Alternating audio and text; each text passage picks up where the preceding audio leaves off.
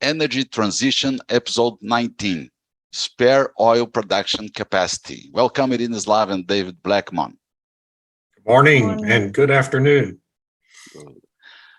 The Energy Information Administration is from the United States, defines spare capacity is the additional volume of production that can be sustained for at least 90 days. OPEC nations produce 30% of the world demand. They have a spare capacity of 5% of the world demand, equivalent to 5 million barrels a day. David, why the spare capacity is not being used yet? Well, that's a good question, but I think a lot of it has to do with the 5 million barrels a day is probably an overestimate. First of all, it's probably too high. It may, and I don't know if it includes volumes that Iran is, for example, capable of producing, adding to the market, then it's kind of irrelevant right now because the sanctions are keeping that oil off the market. But when you look at the OPEC plus countries, only Saudi Arabia and the United Arab Emirates seem to really have a substantial amount of spare capacity. And I had a discussion with Dan Yergin last week, and he said, they seem to have substantial spare capacity, but it's really not all that much.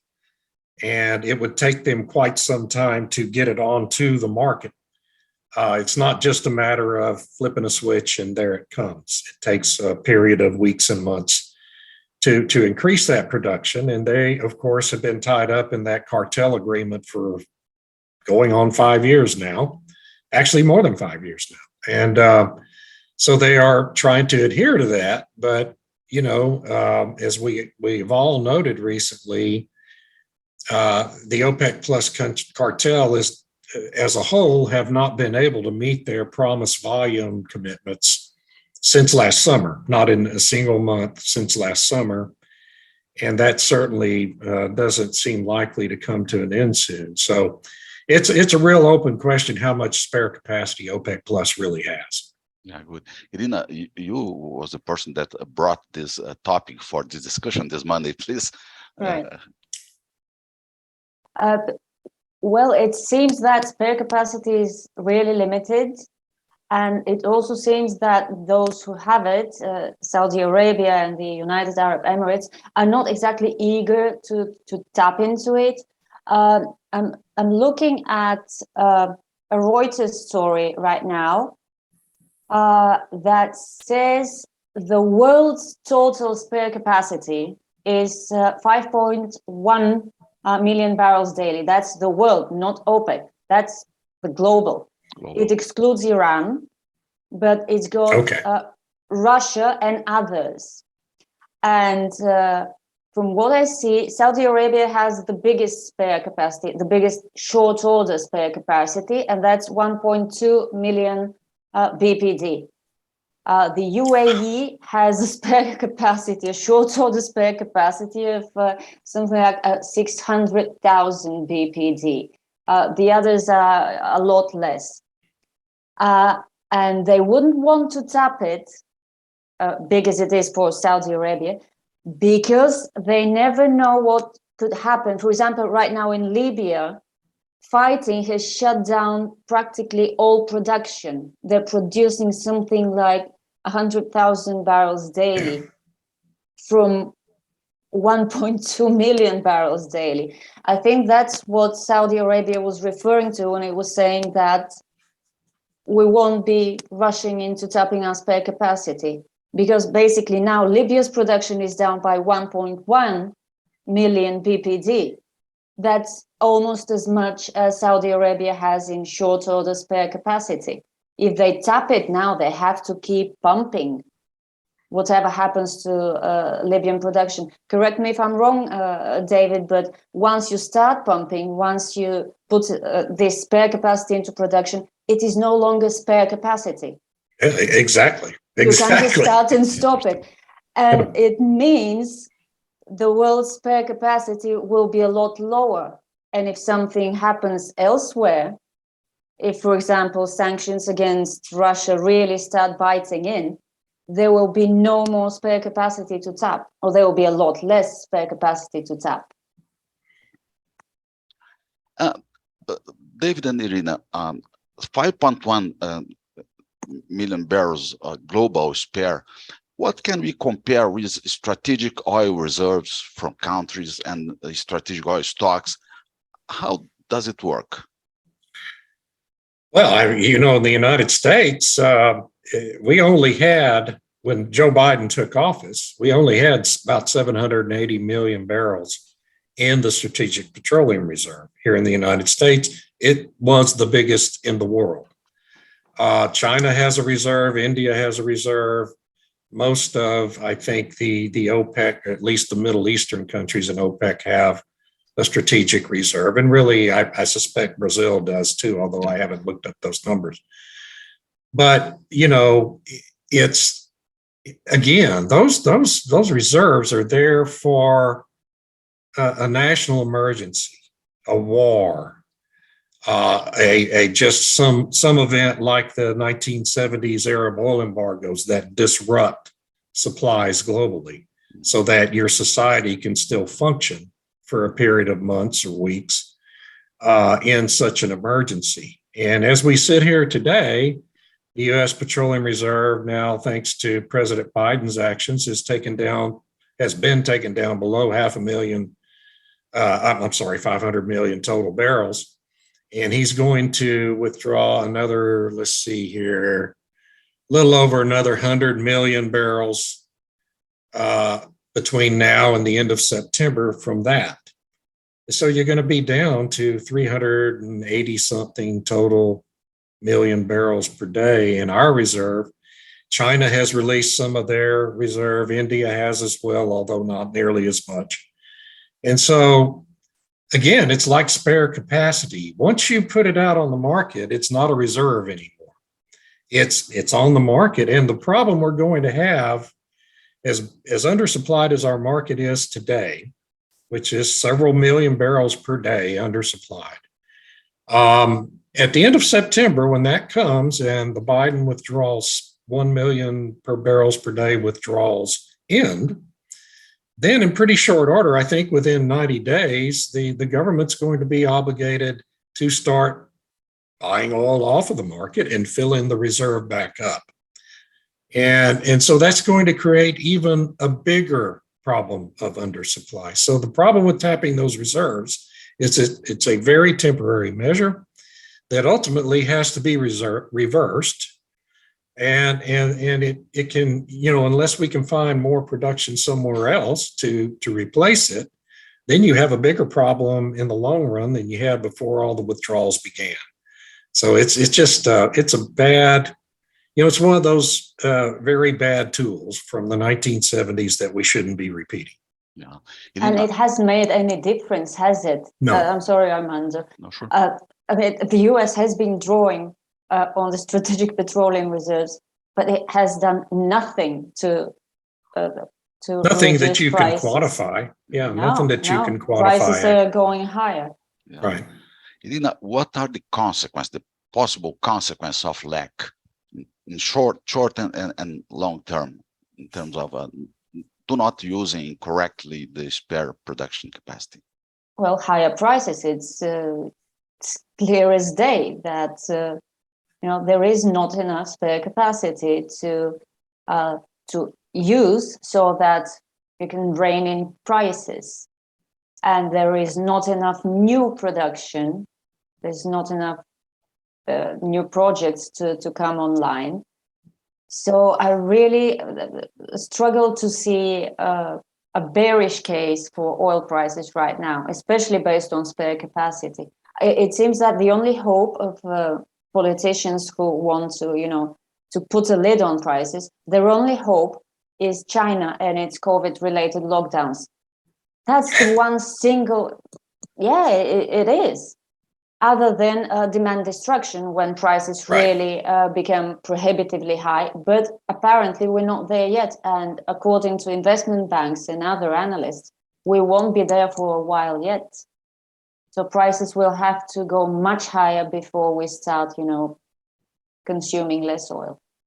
Yeah, and to expand on Irina's very good points is we don't have short-term capacity to any great extent, but there is long-term spare capacity in the United States, in Saudi Arabia, and other countries. I mean, my gosh, offshore Guyana and Suriname, offshore Brazil, here in the Western Hemisphere have enormous long-term spare capacity to produce much more oil, and off of the western coast of Africa too. There are several big developments going on over there. So it's not like the world doesn't have prospects for long-term capacity, but they require years to come online, and they require enormous capital investments. And that has been lacking. I mean, we have gotten here where we are today because of 7 years of massive underinvestment in the finding of new reserves. And that's all been driven by these ESG investor groups like BlackRock and Vanguard. And it's all a product. I always trace it back to the source, and the source is the climate change movement, which drives the ESG investors, which drives government policy along the same lines as we see happening in Europe and the United States.